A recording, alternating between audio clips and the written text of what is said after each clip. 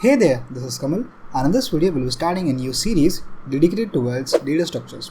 So we'll be trying to learn all the major data structures that you need to know to crack any kind of interview. We'll be learning these data structures in a step-by-step approach, and since most of the data structures are linked to one another, meaning that if you don't understand the concept of one kind of data structure, then you might face difficulty trying to solve any kind of problems or questions related to another kind of data structure. So understanding this base data structure might really be important for understanding the future concepts. So we'll be learning these concepts in a step-by-step approach, and I'll be explaining all the links that are there between these data structures. So here is the list of the data structures that we'll be learning, and along with this we'll also try to solve problems related to each of these concepts. So after each and every concept is done, like the theory part is done, we'll be solving 3 questions from each of these concepts. So let's assume that we have completed arrays and hashing. After that theory part is done, we'll be solving 3 questions.